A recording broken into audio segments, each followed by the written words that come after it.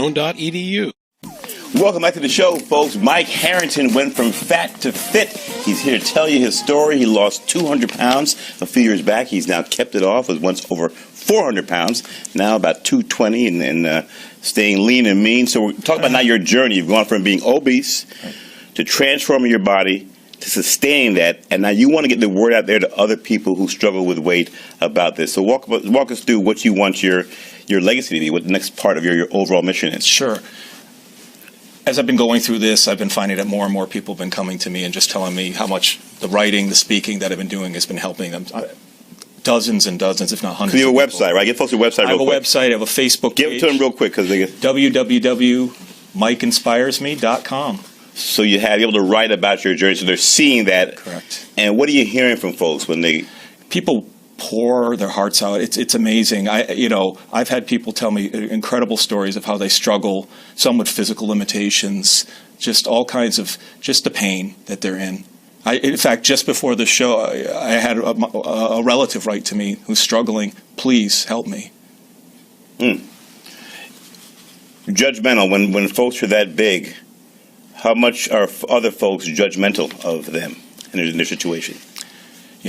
There was even periods of time I probably was myself. I think it's hard to put myself even judgmental. Oh, judge yourself. Gotcha. Absolutely. Okay.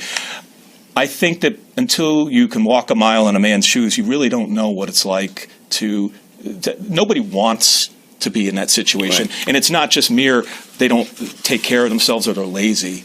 It's for a lot of people, it's an emotional problem for a lot of people. So your advice for those folks who chime in and say, hey, I'm hurting, what do you do? I mean, your story really sounds a lot about trying to find out who you are. Right. Well, my mission is to inspire people to take charge of their lives and their health by being a living example of what's possible. I'm not going to tell you that what I did is going to work for everybody. Not everybody. Everybody's got their own individual sort of journey that they need to go through. What I eat may not be what other people want to eat. But at the end of the day, it's important to focus on your health habits and use those things to think about your future. Well, what kind of future do you want? Do you want to be having illnesses that you're bringing on by some of the foods that you're not helping your body, not giving you nutrition?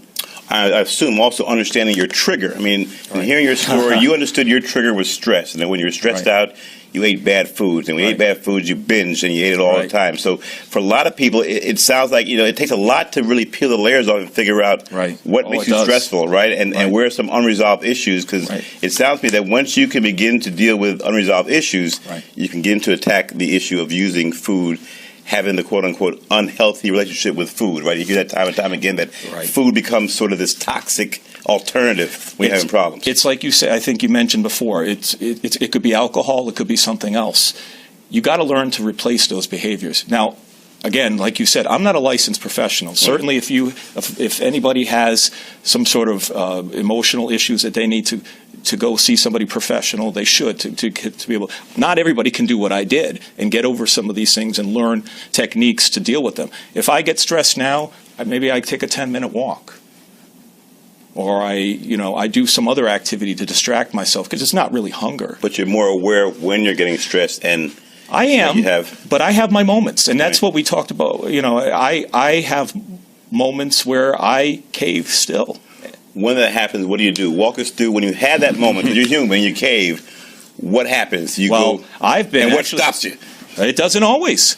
I had a moment a few weeks ago. I did a live video to my viewers on Facebook Live, and I admitted to binge eating the night before, and I was a little bit in tears because I just felt so ashamed. Right.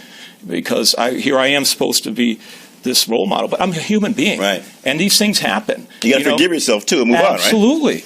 Absolutely. And with the way I eat and the exercise that I get, I mean, it doesn't have an overall bigger effect, but it's that old feelings that crop up again. Where you say, I did it again. Right. Everyone you talk to, or most folks who've lost a lot of weight, will tell you it's not so much the gym, it was really the meal plan and the food. Would you agree with that? Absolutely. What percentage would you give? You say what percent of a pie chart was it mostly food that resulted in your loss? The gym. 80%. 80%. And I'm going to tell you why, and my wife would attest to this too. She watched me for years working out, and I was still obese. I almost called myself kind of a fit fat because I could work out, and I could do Taibo and all kinds of things. You were functionally fat. Right. So let's talk about a sample meal plan, which you have, because this is a nice little segue. So here's Mike's meal plan on a given day, not every day, but giving folks an idea. In the mornings, you have a protein shake, a veggie and fruit smoothie, 2 hard-boiled eggs. Why is that good for you? Well, in the morning I lift. So do you lift before you eat? Yeah, absolutely. You do. So you lift on an empty stomach? Yes. Okay. Yep. And then go ahead. So you have this down. Yep. Yeah, and I find that a good amount of protein is needed right after I eat, and I get a lot of vegetables too through the smoothie. It's mostly vegetables. Actually. Veggies are important. A lot of folks swear by lean meats and vegetables. You talk to folks to lose a lot of weight. Lean meats, vegetables. Lean meats, vegetables. Right. Well, and water.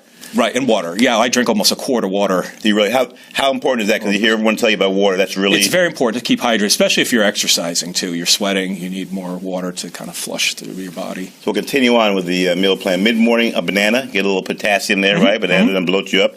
And then for lunch, split pea soup and spinach. All right, so you keep it to the vegetable and something light with... Yep.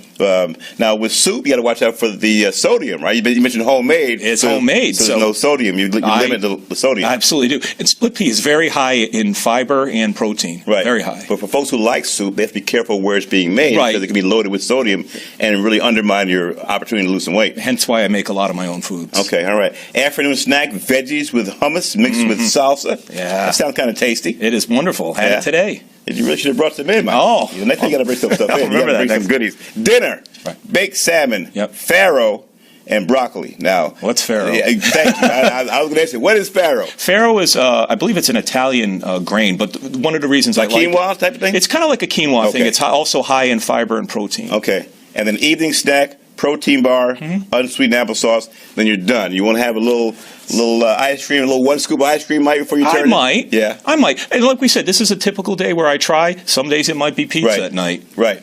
But you're saying for the most part, if you had a piece of pizza at night or whatever, an ice cream, at least for the most part, your day was solid. That helps out, right? I stay about 80% to this type of regimen. Every day. And cooking is a big difference. Doing your own cooking is important. Right. All right, 30 seconds. Get on the website one more time, Mike Harrington. www.mikeinspiresme.com. All right, you inspired us. He went from fat to fit, folks. Lost 200 pounds and is now 220 and then holding steady and now putting his word out. Having his message to other folks that you too can also lose weight by embracing a healthy lifestyle. So thank you to our guests. And don't forget to catch our show 24/7 on your own time at fox61.com/Stan. Follow us on Facebook, Twitter too, for the good folks here at Fox 61. I'm Stan Simpson.